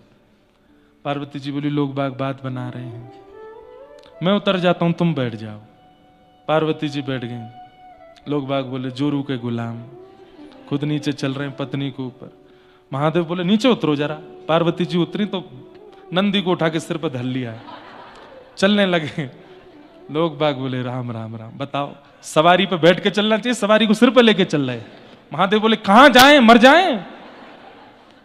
तो मानव का पहला स्वभाव विरोधी, ये स्वभाव जिसके अंदर आ जाता है वो चाहे जो हो जाए वो विरोध ही करता है। कितना भी अच्छा करने का प्रयास कर लो आप, वो विरोध किए बिना मानेगा नहीं। इसलिए ये स्वभाव भगवत कृपा मानिएगा कि आवे ना, विरोधी स्वभाव कई लोगों में ये आ जाता है। नाम जापक ठाकुर जी से प्रार्थना करें कि हम में कभी विरोधी स्वभाव ना आवे। हर बात का विरोध, अच्छा तो विरोध, बुरा तो विरोध, दिन तो विरोध, रात तो विरोध, सब में विरोध। और इन लोगों का व्यसन बन जाता है विरोध करना। ये स्वभाव व्यसन में आ जाता है विरोध करने वाले का, उसको चाहे मारपीट हो जाए उसके साथ तो भी विरोध नहीं छोड़ता, वो विरोध ही करता है। दूसरा स्वभाव होता है बोधि स्वभाव। बोधि स्वभाव व्यक्ति कैसा होता है? वो हर परिस्थिति से सीखता है, चाहे जो हो जाए। मुक्तिनाथ आए तो सीख करके आए। मुक्तिनाथ आने से पहले एक रात्रि नेपाल में या पोखरा में, जोमसोम में कहीं रुको, अचानक से इतने एल्टीट्यूड पे जाओगे, सांस फूले, बोधि स्वभाव। ये तो एक सामान्य बात है, पर परिस्थिति के हर मोड़ से जो सीखे उसको बोधि कहते हैं। ये बहुत अच्छा है, ठाकुर जी को बहुत प्रिय लगता है बोधि स्वभाव वाला व्यक्ति जो हर जगह सीखता है। यहां मैंने ये सीखा, यहां मैंने ये सीखा। श्री दत्त प्रभु 24 अवतार, 24 गुरु हैं उनके, सबसे सीख रहे हैं, सबसे सीख रहे हैं। अरे कबूतर से सीख रहे हैं, जिसको सब उपेक्षा करते हैं उस वैश्या से सीख रहे हैं दत्तात्रेय भगवान। क्या सीखा? बोले मैंने पिंगला नाम की वैश्या से सीखा कि वो रोज श्रृंगार करके बैठती है और प्रतीक्षा करती है कि कोई प्रेमी मेरे से मिलने आएगा, लेकिन रात हो जाती है, कोई मिलने नहीं आता, तो विलक करके अपना श्रृंगार उतार के बैठ जाती है। लेकिन एक दिन उसके मन में आता है कि मैं संसार के लिए इतना श्रृंगार करती हूं, एक बार श्याम सुंदर के लिए करके देखूं। और जब वो श्याम सुंदर के लिए श्रृंगार करती है, वही एक परम साधिका बन जाती है, परम भक्त बन जाती है। मैंने उसको गुरु बना लिया। छोटे बालक से मैंने सीखा, कबूतर से मैंने सीखा, मधुमक्खी से मैंने सीखा, सबसे सीख रहे हैं। इसको कहते हैं बोधि स्वभाव, जो सबसे सीखता है। विरोधी स्वभाव, बोधि स्वभाव। और तीसरा होता है निरोधी स्वभाव। ये निरोधी कैसा होता है? सब पर कंट्रोल करने वाला। घर में, परिवार में, मित्र में एक व्यक्ति तो ऐसा होता है जिसका निरोधी स्वभाव, सबको रोकता ही रहता है। नहीं नहीं नहीं नहीं, ये मत करो, ऐसा हो जाए, नहीं नहीं ये मत करो, ऐसा हो जाए, ये नहीं, ये तो करना ही नहीं है। निरोधी स्वभाव, सब पर कंट्रोल करने वाला। ऐसे मत चलो, ऐसे चलो, ये मत पहनो, ये पहनो, ये मत खाओ, ये खाओ, अभी मत सो, यहां सो, इससे बात मत करो, उससे करो। ऐसा व्यक्ति भी अपना और अपने संग वालों का जीवन बर्बाद कर देता है। बहुत ज्यादा कंट्रोल करने वाला, निरोधी स्वभाव। और चौथा और अंतिम स्वभाव होता है सुबोधि स्वभाव। विरोधी, बोधि, निरोधी और सुबोधि। सुबोधि का मतलब क्या है? कोई भी क्रिया करने से पहले 2 बार सोचता है, उसके अच्छे और बुरे का चिंतन करता है, सुबोधि। इन 4 स्वभावों में 2 स्वभाव संसारी हैं, विरोधी और निरोधी। और 2 स्वभाव ठाकुर जी को अति प्रिय हैं। कौन कौन से? बोधि और सुबोधि। सुबोधि कौन? जो कोई भी क्रिया करने से पहले 2 चीजें सोचता है, अच्छा और बुरा। ठंड हो रही है, मौसम ठंडा है, मैं अगर यहां कुछ ठंडा पीऊंगा तो क्या होगा? 2 बातें सोच रहा है। बोले अगर मैं इसको पीऊंगा तो मेरे मन को तो अच्छा लगेगा, जीव को तो अच्छा लगेगा, पेट को तो अच्छा लगेगा, लेकिन फिर दूसरी बात सोचता है, स्वास्थ्य बिगड़ सकता है। स्वास्थ्य बिगड़ने के बाद क्या होगा? बोले मुझे यहां से वापस जाना पड़ेगा, मैं 7 दिन नहीं रुक पाऊंगा, मुझे 2 दिन में ही लौटना पड़ेगा। फिर उसके बाद जो प्रक्रिया करता है, ये अर्जुन का स्वरूप है। वो दो बात सोचता है, इसलिए श्री कृष्ण उसको ज्ञान देते। तो चार स्वभाव होते हैं, विरोधी, बोधि, निरोधी और सुबोधि। इनमें से दो स्वभाव ठाकुर जी को प्रिय हैं, बोधि और सुबोधि। ये दो स्वभाव चित्त में लाओ, क्योंकि निरोधी और विरोधी यदि बन गए, ये स्वभाव ऐसा है मरते दम तक नहीं छोड़ेंगे आपको। ये कंट्रोल करने का जिनके अंदर स्वभाव स्वरूप आ जाता है ना, अंतिम श्वास तक ऐसे ही रहते हैं वो। और विरोध का स्वभाव जिनका आ जाता है, वो भी अंतिम श्वास तक ऐसे ही रहते हैं। ठाकुर जी का विरोध हो गया, चीर हरण किया भगवान कृष्ण ने, गोपियों का चीर हरण किया भगवान कृष्ण ने। तो फिर भगवान शब्द का प्रयोग मत करो, कृष्ण शब्द का प्रयोग करो। और अगर आप भगवान शब्द का प्रयोग नहीं करते, कृष्ण शब्द का प्रयोग करते हो, तो चीर हरण के समय ठाकुर जी 5.5 वर्ष के हैं, 6 वर्ष के। कल हम लोग चर्चा कर रहे थे कि कृष्ण स्वरूप को कोई कैरेक्टर प्ले नहीं कर सकता। अगर आज का फिल्म जगत चाहे कि हम कृष्ण लीला दिखावें, वो दिखा देंगे, लेकिन कृष्ण चित्त का स्पर्श नहीं कर पाएंगे, क्योंकि वो मानव बन ही नहीं पाएगा जो कृष्ण हैं। इसलिए आप कोई आकृति ड्राइंग के माध्यम से बना दो, कला के माध्यम से बना दो, शालिग्राम के माध्यम से बना दो, तो उनमें भले ही कृष्ण आभास हो जाए, नहीं तो मानव कभी कृष्ण बन के नहीं आ सकता। या फिर 8 वर्ष से छोटे बालक चाहें तो कृष्ण रूप धारण कर सकते हैं। 8 वर्ष के बाद आदि जैसे रेशे आने शुरू होते हैं ना मुखमंडल पर, और सबसे बड़ी बात स्वभाव में चतुरता, चंचलता, चपलता, वो कृष्ण को ढाल नहीं पाएंगे अपने अंदर। बुरा नहीं मानिएगा, मैंने आज तक इतने चलचित्र देखे हैं, पर मुझे कोई कृष्ण स्पर्श नहीं कर पाए। हाँ, राम जरूर स्पर्श किए थे एक बार पुरानी रामायण में, लेकिन कृष्ण नहीं छू पाए, क्योंकि कृष्ण कोई हो ही नहीं सकता, कृष्ण एक ही है। इसलिए कोई कला चित्र के माध्यम से भले ही आप कृष्ण बना दो, मानव कृष्ण नहीं बन पाएगा। और गोपियों को आज्ञा कर दी भगवान ने कि जिन कात्यायनी मैया की तुम पूजा करके मुझे पति रूप में मांगती हो, मैं वचन देता हूं, क्या? शरद पूर्णिमा पर मैं रास विहार करूंगा। और आज वही शरद पूर्णिमा की रात्रि आई है। भगवान पिता रात्रि शरदोत्फुल्ल मल्लिका विक्षरन्तुम मनश्चक्रे योग मायामुपश्रिता। किशोरी जी के आश्रय में आज सब गोपियां रास के लिए पधारी हैं। सब गोपियां अलग अलग क्रियाओं में व्यस्त हैं। कोई दूध का दोहन कर रही है, कोई अपना श्रृंगार कर रही है, कोई अपने बालक को दूध पिला रही है, कोई अपने पति को भोजन करा रही है। सब अलग अलग कार्यों में लगी हैं। और उसी समय शरद पूर्णिमा के चंद्रमा उदित हुए। जगऊ कलम बाम दृशाम मनोहरम, जैसे ठाकुर जी ने अपनी वेणु पर अधरामृत का पान कराते हुए जैसे ही अपने प्राण पिरोए हैं, बाज उठी वंशी वृंदावन में। बंधुओं, आज की वंशी किसी को नहीं सुनाई दे रही, केवल उनको सुनाई दे रही है जो अधिकारी हैं कृष्ण से मिलने के, जो प्रतीक्षा कर रहे हैं युगों युगों से उस प्रियतम की प्राप्ति के लिए। वो जो भी व्रजमंडल में आए हैं, उन सबको वह वंशी सुनाई दे रही है। और जैसी वो वंशी कान में आती है, आज उस वंशी में ध्वनि नहीं है, आज उस वंशी में शब्द है। और वो शब्द क्या कहता है?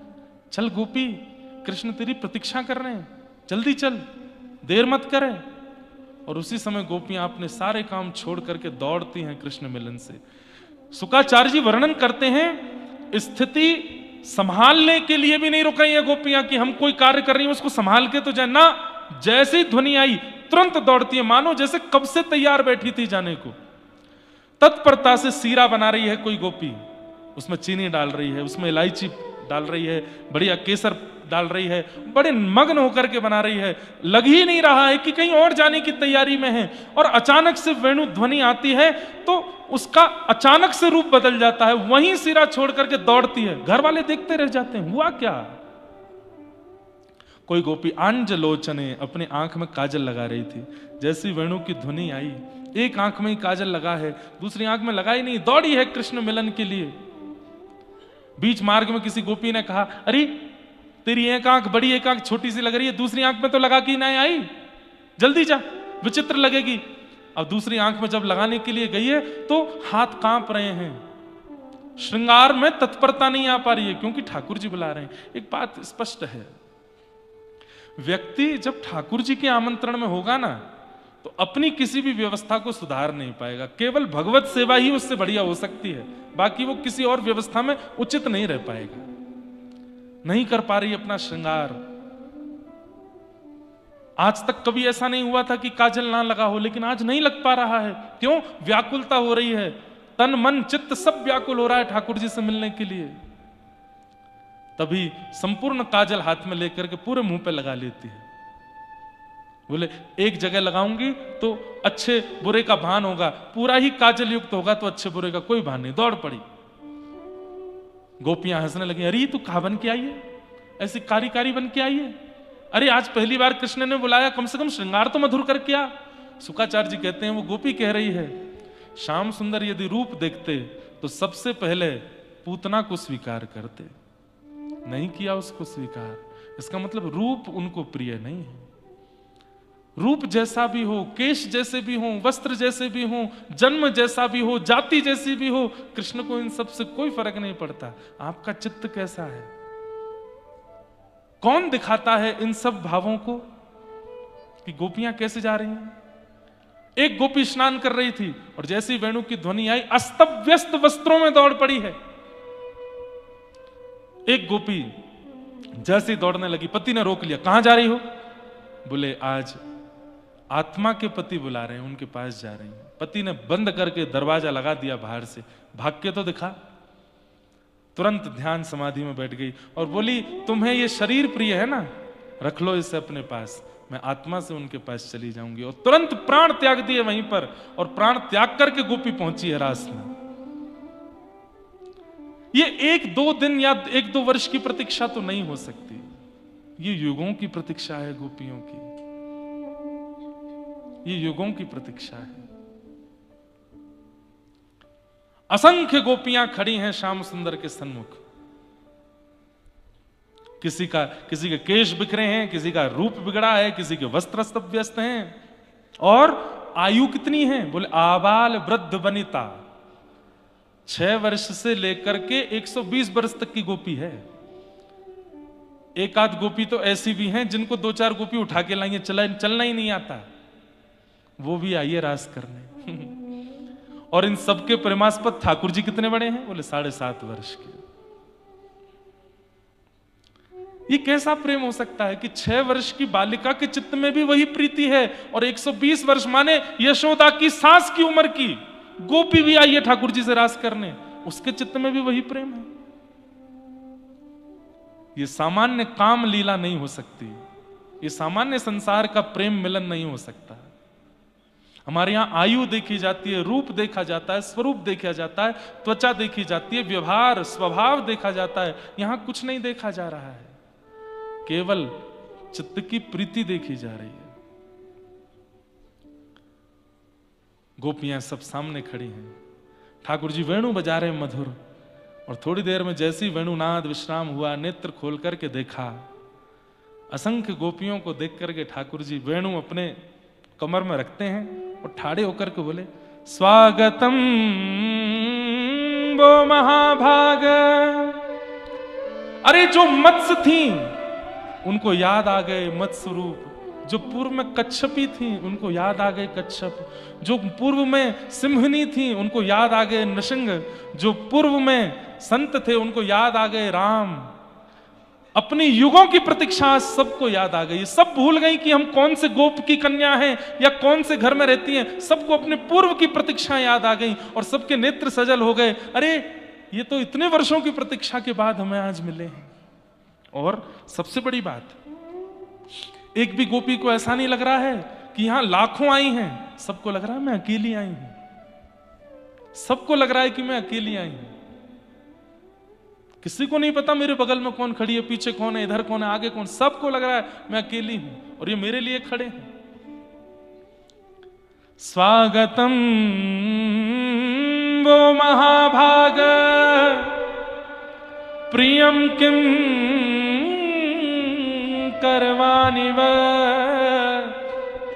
ब्रजस्यानामयं कश्चित् वृतागमन कारणम। स्वागतम स्वागतम स्वागतम, आइए आइए आइए, स्वागत है। ये सुनकर के तो गोपियां खुश हो गईं, लेकिन ठाकुर जी क्या कहते हैं?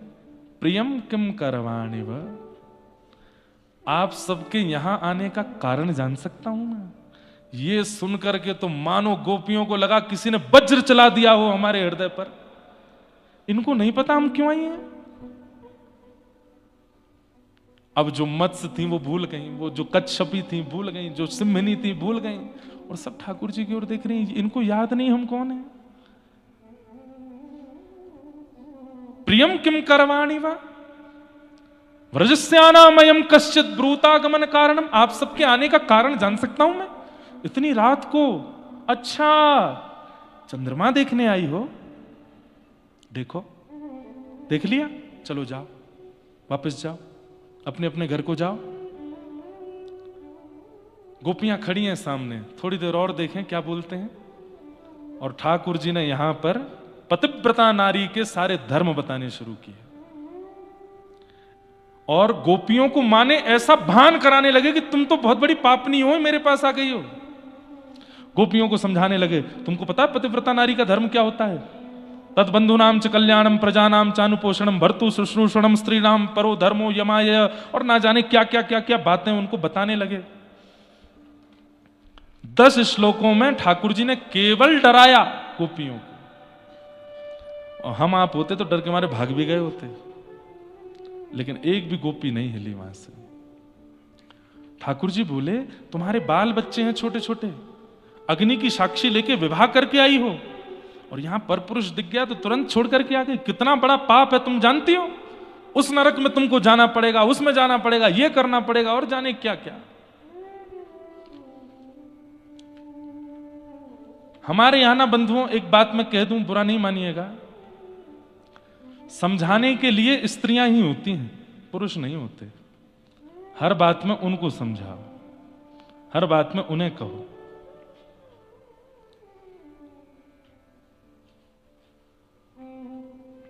प्रथम दिन कथा में एक प्रसंग आया था कि जलंधर की पत्नी है वृंदा, और वृंदा के पातिव व्रत के कारण जलंधर की मृत्यु नहीं हो रही, जिसके कारण जलंधर पूरे तीनों लोक में नाश मचाए बैठा है।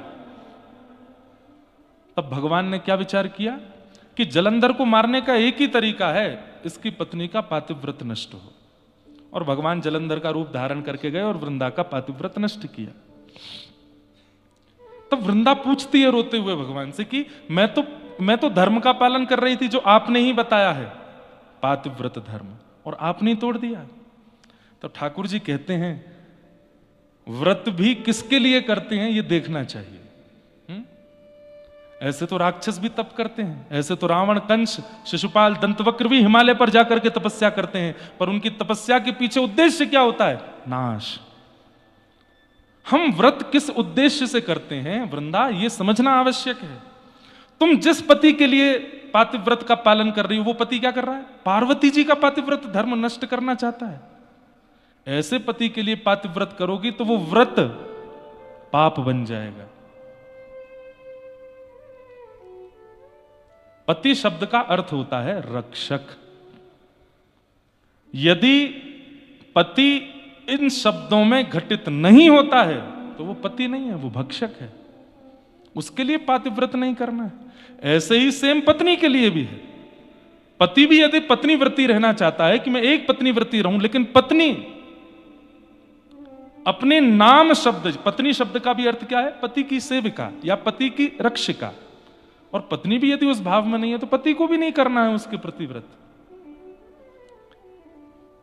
भगवान ने आकर के वृंदा को समझाया, बोले तुम्हारा पातिव्रत तीनों लोगों का नाश कर रहा था, इसलिए व्रत करो तो ये तो देख लो कि जिसके लिए हम व्रत कर रहे हैं वो उचित है कि नहीं, वो योग्य है कि नहीं।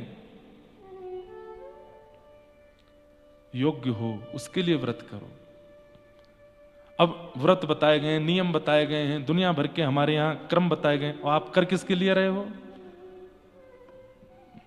शनि महाराज के लिए भयंकर तप हो रहा है, भैरव महाराज के लिए तप हो रहा है, आदि आदि देवताओं के लिए तप हो रहा है।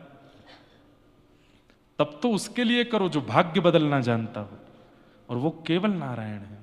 इसीलिए तो भगवान इंद्र की पूजा बंद करा करके गिरिराज पुजवाए कि भाई तुम पूजा कर रहे हो सालों से, लेकिन किसकी कर रहे हो ये तो देखो।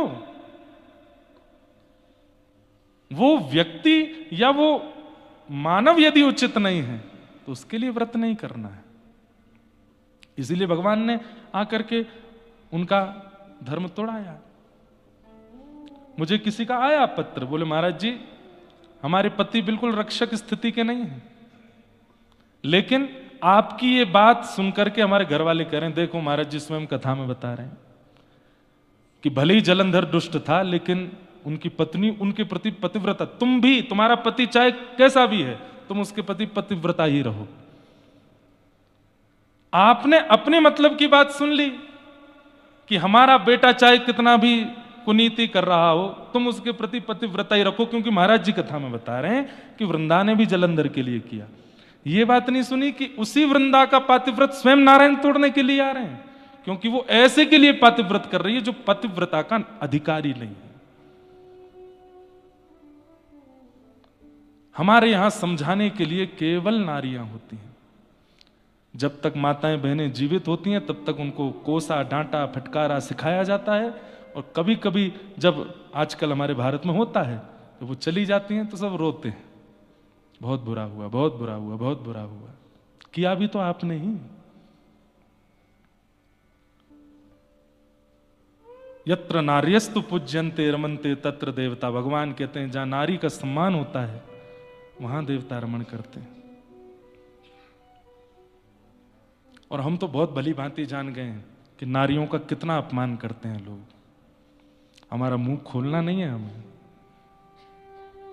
लेकिन इस अपमान का दंड यही है कि ठाकुर जी कभी प्राप्त नहीं हो सकते जो स्त्री के स्वरूप पर या उसके भाव पर किसी भी प्रकार का लांछन लगाते हैं, बिना जाने बिना सोचे कुछ भी बोलते हैं, और फिर उपासना करते हैं ठाकुर जी की।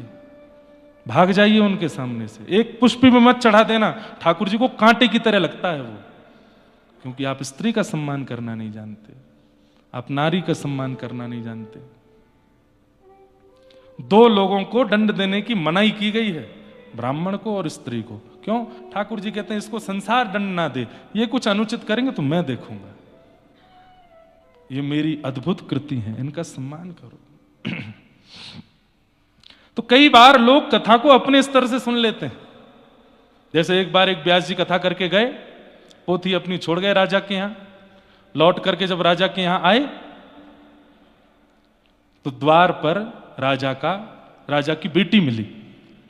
तो बेटी ने व्यास जी, आइए आइए व्यास जी, आपने इतनी बढ़िया कथा सुनाई थी, मेरे तो जीवन भर के सारे प्रश्नों के उत्तर मिल गए। अच्छा लाली, क्या सुना था तुमने? बोले मैंने तो सुना था कि सुभद्रा को अर्जुन प्रिय लगते थे, दोनों ने भाग के शादी कर ली। मैं भी यही करने वाली हूं, मुझे भी हमारा द्वारपाल अच्छा लगता है, पिताजी तो करा नहीं रहे, मैं भी कर लूंगी। कोई कहेगा तुमने गलत किया तो कह दूंगी व्यास जी ने कथा में सुनाया था। व्यास जी के तो खून ठंडा हो गया, बोले यही सुना तुमने पूरी कथा में, और कुछ नहीं सुना? और भीतर गए तो राजा का बेटा मिला। अरे अरे व्यास जी आप बहुत बढ़िया कथा सुना के गए, मैं तो बस मैं क्या बताऊं आपका फैन हो गया। व्यास जी बोले तुमने क्या सुना? बोले मैंने सुना कि कंस पूर्ण रूपेण मथुरा का राजा बनने लायक था, लेकिन दुष्ट पिता उसको राजगद्दी दे ही नहीं रहा था। कंस ने बढ़िया किया, अपने पिता को कारागृह में डाल के स्वयं बैठ गया। मैं भी यही करने वाला हूं, अपने पिता को जेल में डाल के स्वयं बैठ जाऊं। कोई कहेगा पाप किया तो कह दूंगा व्यास जी ने कथा में सुनाया था।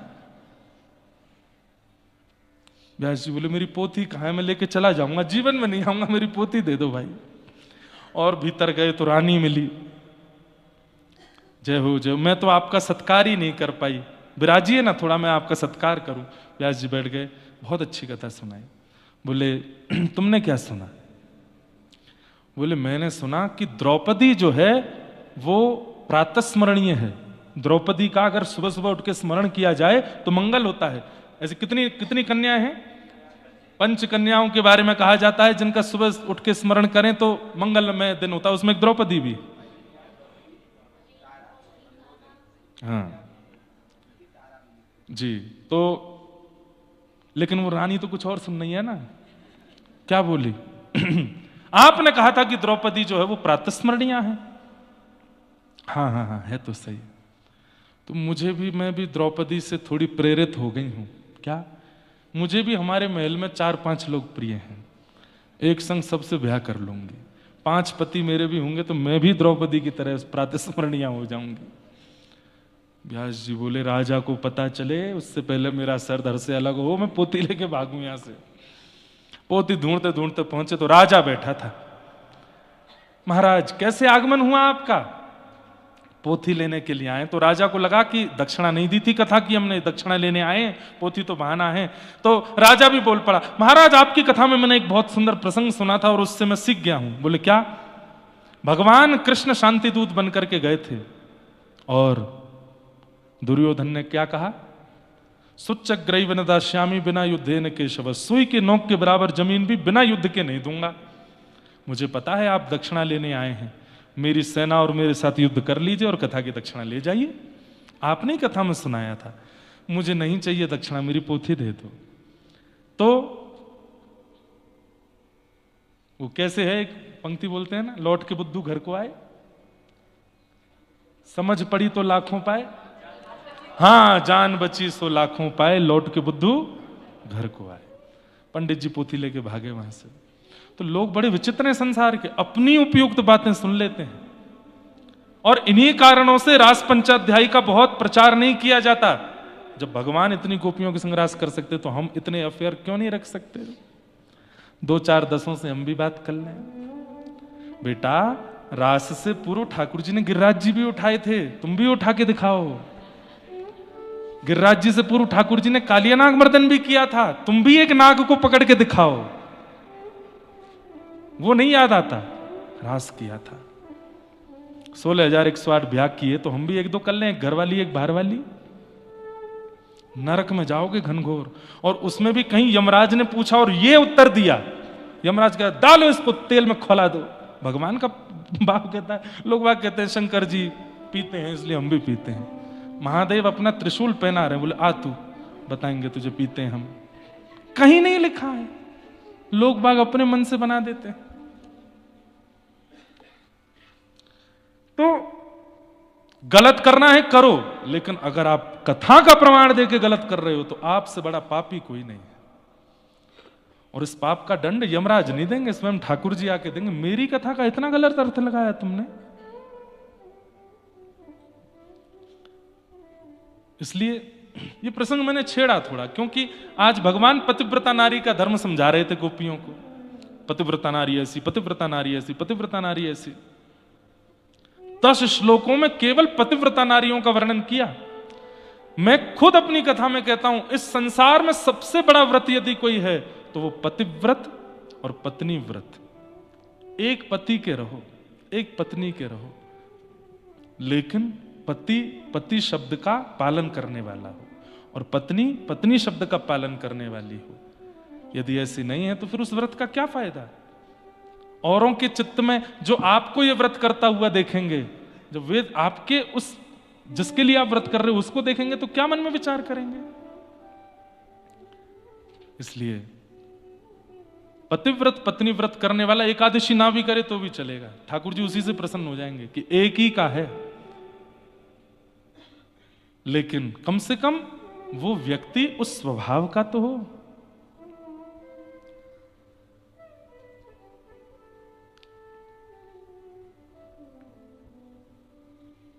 भगवान ने पातिव्रत धर्म बताया। अंत में जब भगवान शांत हो गए, बोल के गोपियां बोली आपका हो गया? बोले जी। अब हम बोलें? बोले बोलो।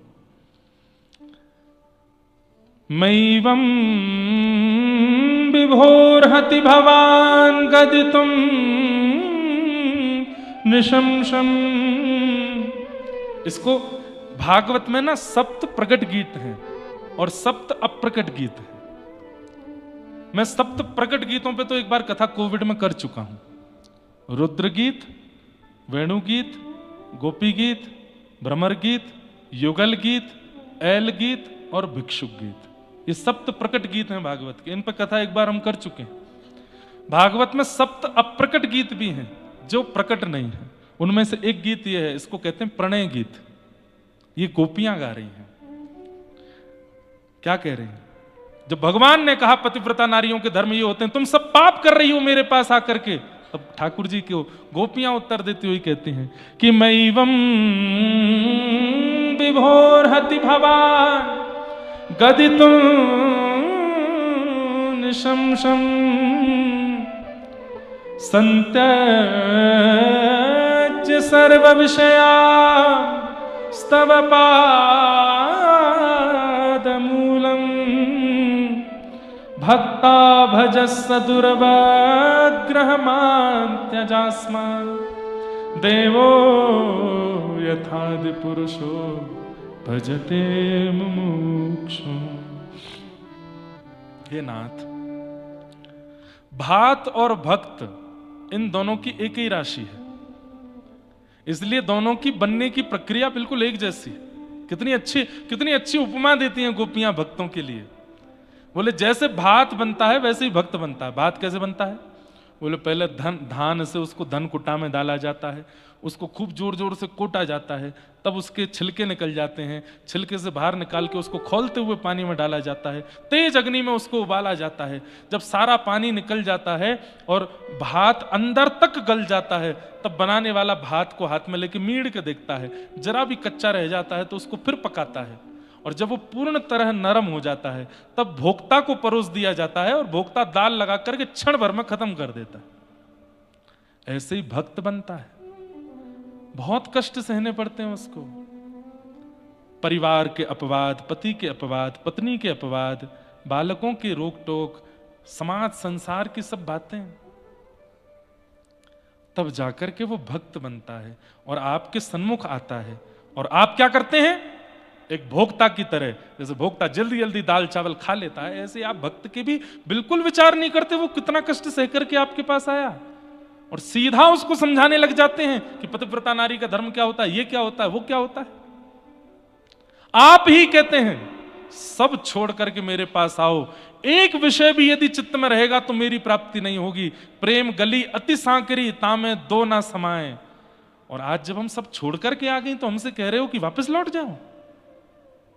तो फिर क्यों कहा था आपने कि सब छोड़ो मेरी शरण में आओ? सर्वधर्मान परित्यज्य माम एकम शरणम व्रज। क्यों कहते हो आप ऐसी बातें कि सब छोड़ के मेरी शरण में आओ, और जब कोई छोड़ के आता है तो फिर क्यों उसको वापस वही सब दिखाते हो? गोपियां उत्तर नहीं दे रही हैं, फटकार रही हैं ठाकुर जी को। और गोपियां फिर एक उत्तर देती हैं, क्या? बोले नाथ, हमने कोई गलत काम नहीं किया, हमारा पातिव्रत धर्म टूटा नहीं है, बल्कि पातिव्रत धर्म का आज फल मिला है। क्यों? विश्वपति के सामने हम खड़ी हैं। आप कोई नंद जी के लाला हो, आप कोई यशोदा के लाला हो, हम सब जानती हैं आप कौन हो। बोले कौन हूं मैं? न खलु गोपिका नंदनो भवान अखिल देना अंतरात्मद्रे विखन सार्थितो विश्वगुप्तये सखउदयमान सात्वतां कुले। हम जानती हैं आप यशोदा के लाला नहीं हो, आप नंद जी के लाला नहीं हो। तो ठाकुर जी सामने खड़े खड़े घबरा गए, कहीं इन गोपियों को ये तो नहीं पता चल गया कि मैं देवकी का बालक हूं। ठाकुर जी बोले यशोदा का लाला नहीं हूं, नंद जी का लाला नहीं हो, तो फिर मैं कौन हूं? गोपियां कहती हैं अखिल देहि नाम अंतरात्मदृक्, समस्त विश्वधारियों के अंतर हृदय में और बाहर विराजने वाले परमात्मा हो आप।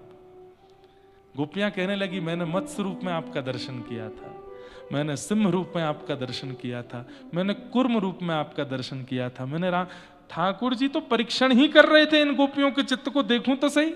और आज वो गोपियां सब प्रकट कर देती हैं, ठाकुर जी जान गए, अबोध नहीं है, सब जानती हैं।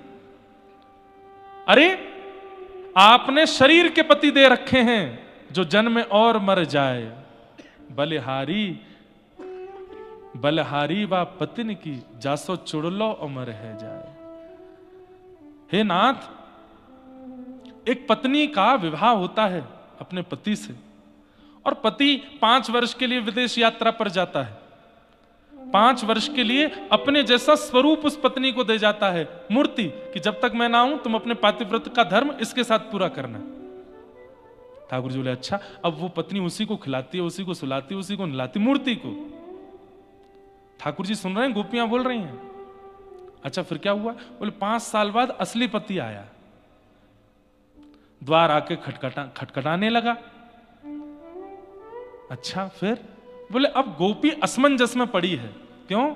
बोले जो मूर्ति वाला पति 5 साल से पास में था उसकी वो सेवा कर रही है, और असली पति द्वार पर खड़ा है। अब उसके असमंजस का समाधान क्या है? वो किसके पास जाए? क्योंकि जिसको 5 साल से पति मान रही है वह भी तो पति ही है, और द्वार पर जो खड़ा है वो भी पति है, किसके पास जाए? ठाकुर जी बोले इसमें कोई विचार की बात है?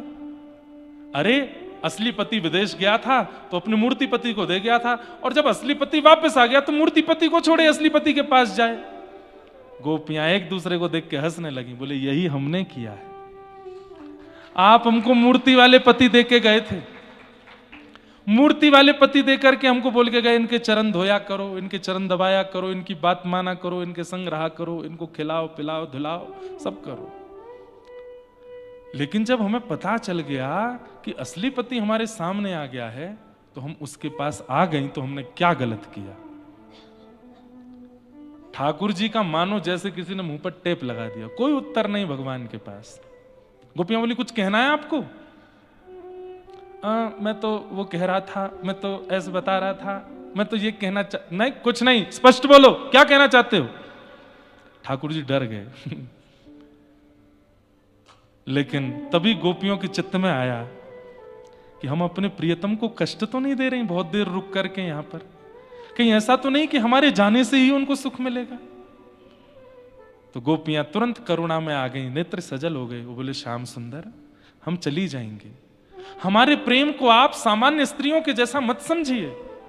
सामान्य स्त्रियों का प्रेम देखने का होता है, सुनने का होता है, बोलने का होता है, स्पर्श का होता है। हमारा प्रेम ऐसा नहीं है। हमारे प्रेम में केवल एक इच्छा है, क्या? आप एक बार कह दो कि हम आपकी हैं, एक बार कह दो, बस एक बार कह दीजिए कि हे समस्त गोपियां तुम सब मेरी हो और मैं तुम्हारा हूं, बस इतना कह दीजिए। उसके बाद जीवन में हमें दिखना नहीं, तड़पने देना, रोने देना, मरने देना। हम इस बात से ही पूरा जीवन निकाल देंगे कि आपने हमको स्वीकार किया। ये तन का प्रेम नहीं है, ये इंद्रियों का प्रेम नहीं है, ये नेत्रों का, जीव का, कान का प्रेम नहीं है श्याम सुंदर, ये आत्मा का प्रेम है। आप बस एक बार कह दीजिए कि तुम सब मेरी हो, हम चली जाएंगी लौट के, फिर कभी नहीं आएंगे आपके पास। चित्तम सुखेन भवता पहितम गृहेषु, चित्तम सुखेन भवता पहितम गृहेषु, यन्निर्विशस्त्युतकरावपि गृह्य कृत्य, पादौ पदं न चलतस्तदपादमूलं, यामः कथं ब्रजमथो करवाम किं। बंधुओं ये रास पंचाध्यायी अच्छों को समझ में नहीं आता। आप कहोगे महाराज जी नहीं हम तो आ रहा है, नहीं आ सकता, बहुत कम होंगे यहां पर भी जो समझ रहे होंगे। सुखदेव जी स्वयं संशय में आ गए थे। परीक्षित जी कथा सुनते सुनते जब रास पंचाध्यायी सुना, आज तक संशय नहीं हुआ, लेकिन परीक्षित जी आज एक संशय में बात बोल देते हैं। क्या? भगवान रुकिए रुकिए रुकिए, मेरे मन में एक संशय है उसको दूर करो। तो सुखदेव जी बोले अभी तक तो परीक्षित को कोई संशय नहीं हुआ था, 5 दिन से कथा सुना रहा हूं, आज संशय हो गया। क्या संशय है? तब कहते हैं कि कृष्णम विदुः परम कांताम न तु ब्रह्म तया मुने, गुण प्रवाहो परमस्तासाम गुणाधियाम कथम। हे नाथ, कृष्ण परमात्मा है। बोला हाँ, और ये गोपियां कहीं ना कहीं उनके प्रति काम भाव रखती हैं, मुझे ऐसा लगता है। ये कहीं भगवान के प्रति अपराध तो नहीं है? बहुत ध्यान से सुनिए बंधुओं सब लोग, क्या कहते हैं कि ठाकुर जी के प्रति ये लोग प्रियतम प्रियतमा वाला भाव रखते हैं, उसमें कहीं ना कहीं सूक्ष्म काम है। मुझे ऐसा लगता है कि ये कहीं गोपियों का अपराध तो नहीं है ठाकुर जी के प्रति। तो सुखदेव जी गुस्सा हो गए यहां पे पहली बार कि उक्तम पुरस्तादत्ते चेत्य सिद्धिम यथागतः द्विषन्न ऋषिकेशम किमुतादोक्ष। जब कितना सुंदर उत्तर दिया है। क्या कहते हैं? अच्छा, गोपियां प्रेम करती हैं तो तुझे संशय हो रहा है, और कंस गाली देता है उसमें संशय नहीं हुआ। कंस को मुक्ति मिलती है इस पर तुझे संशय नहीं है। पूतना पयोधर पर विष लगा के पिलाती है और उसको मुक्ति मिल जाती है, तुमने वहां संशय नहीं किया। शिशुपाल दंतवक्र भगवान को 100 गालियां रोज देते हैं, मृत्यु के बाद मुक्ति मिल जाती है, मुक्ति मतलब भगवान मिल जाते हैं, उस पर तुझे संशय नहीं हुआ। और आज गोपियां ठाकुर जी से प्रेम कर रही हैं तो तुझे संशय हो रहा है। गोप्य कामात भयात कंस। अरे सुन ले परीक्षित, क्या ये गोपियां प्रेम नहीं करती ठाकुर जी से? ठाकुर जी भी प्रेम करते हैं इन गोपियों से। किमुतादोक्षज प्रिया, ये अदोक्षज की प्रिया हैं, ये उनकी प्रियसी हैं। और ठाकुर जी जिससे प्रेम करें, प्रश्न करते रहो पूरे दुनिया के लोग, वो तो उनके हैं और उनको कोई दूर नहीं कर सकता। तो इसलिए ये प्रसंग सबके समझ में नहीं आया होगा आज, मुझे पता है, पर जितनों को आया है बड़भागी है, क्योंकि रास का प्रसंग सबको नहीं आता है। रास पंचा पूरी भागवत पचाई जा सकती है, रास पंचाध्यायी पचता नहीं है, क्योंकि इतनी शाखाएं हैं एक एक भाव के, एक एक बात की, कितना व्याख्या करें? क्योंकि एक व्याख्या में एक और प्रश्न प्रकट हो जाता है, अच्छा ऐसा तो फिर ऐसा क्यों? इसलिए तर्क कुतर्क वितर्क जिनके भी चित्त में होगा उनको रास समझ में नहीं आ सकता, प्रेमियों को ही आ सकता है। पर पता नहीं मैंने आज क्यों बोला है, यहां रात भर गोपेश्वर दिखे हैं इसीलिए बोला है, गोपियां। और मैंने कहा ना, मुक्ति रहती है ना यहाँ पे, सबको मुक्ति देती है। तो उन्होंने थोड़ी जिज्ञासा की है कि जा रहे हैं आप तो थोड़ी सी मुक्ति पर भी कृपा कर दीजिए, मुक्ति को किशोरी जी का कुछ रस दे दीजिए। इसलिए नाथ और मुक्ति दोनों को प्रसन्न करने के लिए थोड़ा श्री जी का भाव आज कहा। गोपियां कहती हैं हम जा रही हैं, हम जा रही हैं, हमारी एक वस्तु आपके पास है वो वापस करो। ठाकुर जी बोले क्या है मेरे पास? बोले चित्त, हमारा मन है आपके पास, वो वापस कर दो। क्यों? बोले हम घर में काम करती हैं, मन आप में लगा रहता है, नहाने जाती है मन आप में लगा रहता है, श्रृंगार करती है मन आप में लगा रहता है, बच्चों को दूध पिलाती है मन आप में लगा रहता है, पति के पास बैठती है मन आप में लगा रहता है। वो मन जो आपके पास है वो वापस करो हमको, ताकि हम उनमें मन लगा सकें। नहीं तो पादौ पदम न चलतस्तद पाद मूलात्, हमारे हम पैर रखते कहीं है, जाते कहीं है, करती कुछ है, होता कुछ है, दे दो वापस। ठाकुर जी बोले ये तो नहीं हो सकता। तो बोले नहीं हो सकता ना, तो हमें स्वीकार करो।